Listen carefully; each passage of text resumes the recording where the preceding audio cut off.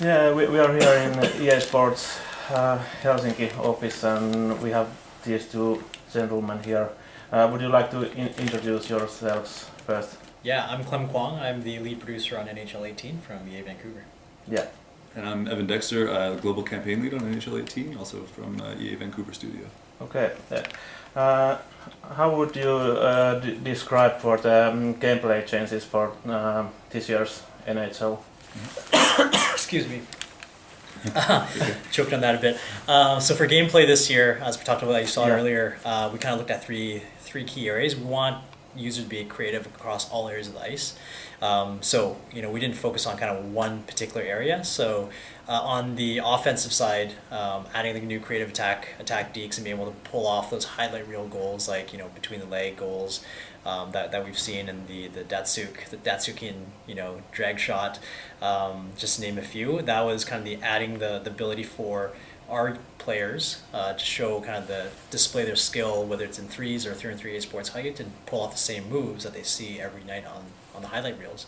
And then on the defensive side, we wanted to kind of be able to balance and counter that with the defensive skill stick, which is kind of a key to game balance, but then also is one of the most requested features from our core community. Really kind of changed the overall balance of the game. Now you can do extended stick to shut down passing and shooting lanes, or sweep your stick to defend while having full control of your lower body and skating and keeping your defenseman in position. And the last part really was a big focus on AI, making sure that your AI teammates, whether they're playing with you or against you, are pulling off the same skill moves, using the same defense skill stick. One of the areas that we had focused on was kind of taking a look at changing the passing behavior, and that's kind of had a huge impact in terms of how they make decisions, how they position themselves. The example I'll use is Be a Pro player lock experience, where in previous years they'll try to make a more direct pass. This year now they're evaluating, what are the different angles maybe off the boards, maybe putting the puck into space is the better option, and really analyzing the multiple positions and trajectory that you might be able to best position to pick up the puck and go into the attacking zone. So really kind of the combination of all those things has really kind of changed the way our AI has AI look and feel this year. Okay. How about that expansion draft? Was it easy to implement for the game, and how was it for the? Yeah, the expansion draft is obviously a big deal. For the longest time the league is 30 teams, so it's like 31 teams. Oh my God. We saw that obviously as an opportunity to add an additional way to play as your 32nd team. So things like even look at the assets, the teams, the rosters, having a new arena and having schedules still work. There are a lot of technical work done to kind of address those challenges, all the way to looking at expansion draft day, looking at the authentic rosters and making sure that we have those for launch to keep really that authentic experience real in our game. But then as a 32 team, you can draft alongside Vegas for a completely different kind of fantasy experience. Yeah, it's a new opportunity for the players to have their favorite team from the Europe or there's kind of two components to it, right? Making sure that the real world NHL is reflected by having Vegas as a 31st team, but most players love that experience and the idea of that experience, but they want to do it for their own team. So it's not just about adding a 31st team, but adding the ability to even take that a step further and go to a 32nd team, so that players sort of can mimic the experience of really feeling like a GM and having those protected player lists and making those hard selections. Offering that as a completely unique experience was the second key piece of it. Do you have some expectations for the real Vegas Knights for the season? That's a good question. I mean, they're a pretty experienced team. Yeah. I expect them to be competitive out of the gate. Although it's a pretty strong league, as we've seen the past couple of years. You got great teams. I think Tampa missed the playoff by 1 point, even though without Steven Stamkos. So we'll see. I'm hopeful because I like to see competitive hockey. Yeah. But they've got some challenges to. Yeah, but it's not easy to when you gather players all around the teams and trying to get it to play together. But anything can happen, right? There was a lot of storylines that came out of the playoffs this year where a lot of people didn't expect Ottawa to go as far as they did, and then driven by some really great top tier elite players, they went pretty deep into the playoffs. So it's part of the sport that it's hard to predict, and oftentimes you end up putting your foot in your mouth if you make a too early prediction. So hopefully the Knights have a great inaugural season, and they've definitely got a lot of sort of depth and experience in that team. Excuse me. The NHL series is really popular, and I remember that I have played it on PC back in the days. Is there any hope that the series would someday be on the PC platform also on Origin? Yeah, so that's something that we always talk about. But this year, I think we had to evaluate that.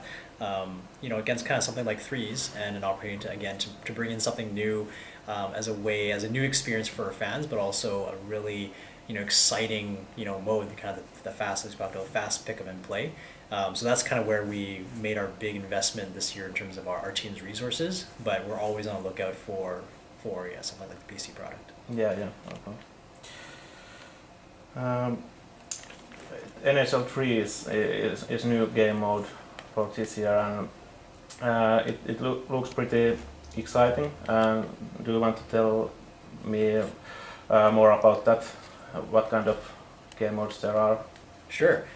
So one of the things that we want to do with threes as a new mode, I think from the get-go, a couple of things. A lot of people will look at kind of our previous arcade 3-on-3 arcade experience, where there was a novelty, there was kind of the having fun and playing with friends on the same couch, but it lacked kind of the mode breadth and depth that people have come to expect. Especially with something that if you want to play week in, week out, that starts to wear off. We want to make sure that whether you're an offline player and you want to play kind of the campaign through a circuit style challenge, that you were able to do that and have that progression of unlocking new team logos, new customization assets, all the way from unlocking new players and adding them to your team to bringing your competitive experience online to play against your friends or people against around the world, and have that sort of experience. And then last we talked about building out the multiple ways to play multiplayer, whether you want to play with friends or against or team up with your friends to take on different teams around the world. So really that's kind of we want to build a all-encompassing experience that you can then play year-round if you wanted to play the mode that way. How about that 3 versus 3 on ESL?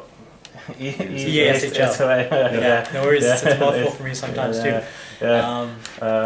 That's a new feature also, and I think that it's for the smaller teams. So for sure, I think when we look at some of the telemetry and data from our beta, it really enforced the fact it was important to get a quick experience of getting into game first and foremost.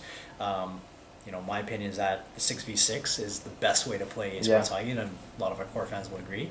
But with kind of the threes game mode coming into the fold, what we looked at was we needed a more streamlined way of getting into games, but we also want to kind of share that same excitement within kind of authentic game style, full size ice, in the esports hockey league clubs.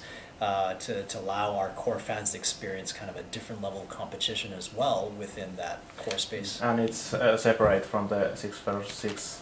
That's right. That's right. Okay.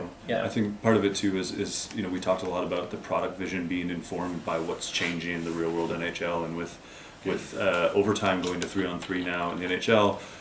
Having authentic 3-on-3 in EASHL was an opportunity to reflect that in a totally authentic way, versus threes, which is obviously more of an over-the-top tone, which we've taken a little bit of liberty in. So, our fans have asked for 3-on-3 for a long time, but there's always that split between fans that want to play an authentic 3-on-3 experience and then fans that want to play sort of pick-up, fast-paced, more arcade-inspired 3-on-3 experience. So, we're pretty pleased to be able to offer both of those options to make sure that whether you were looking for that simulation experience or whether you're looking for something pick up and fun, you had that option.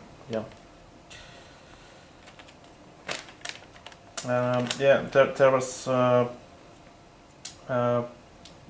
there is now new ways to play the online multiplayer from your couch with your friend and so on. Do you want to talk about that more? Sure. Yeah. So the different ways to play multiplayer is really kind of centered around being able to team up with different people on multiple consoles, and sort of the easiest way to explain is kind of daisy chain. Different combinations of whether you're the same console or different console, teaming up together, play against each other, and having that available throughout all the different modes. One of the things that we talk about is having that be easy experience, easy to get into. We didn't want it to be overly complicated, so really adding friends and playing with friends, seamless was where we really started. Before you can have those shareable experiences, whether you're playing threes or online versus or even hot for that matter. Yeah, that's pretty cool feature. Is there some improvements for hot or for the game mode? New things? Yeah, so the big addition we made for HUT this year is HUT challenges. So for fans who've seen or played Madden, this will sound and look very familiar. So it's really a way, boils down to the kind of same key mechanics, dynamic objectives that you can complete to unlock rewards for HUT. One of the unique pieces, again, kind of leaning into the multiplayer piece, is the co-op element. So you can certainly play, like I mentioned earlier, co-op online. So you can complete any number of challenges cooperatively, but there are specific challenges that can only be unlocked when you're playing cooperatively. Can only be completed, when you're playing cooperatively with a friend. I think that's going to be a very interesting spin on solo challenges. Yeah, and is there new features for the 6 versus 6 EAs as well? So the gameplay would be the biggest addition this year. So we, if you're talking about specific player class progression, obviously adding a lot of customization options as well. Adding things like mouth guards, adding things like mascots, being able to create that for your team. But yeah. Gameplay is really kind of the biggest addition for core fans in playing esports hockey league. Yeah. I think that's about all what I had for questions. Okay. But do you have any final words for our viewers? The game comes out on September 15th, so we're looking forward to worldwide launch, and we hope everybody enjoys it. You stole my line. Yeah, but thanks. Thank you. Thanks a lot. Thank you. Yeah.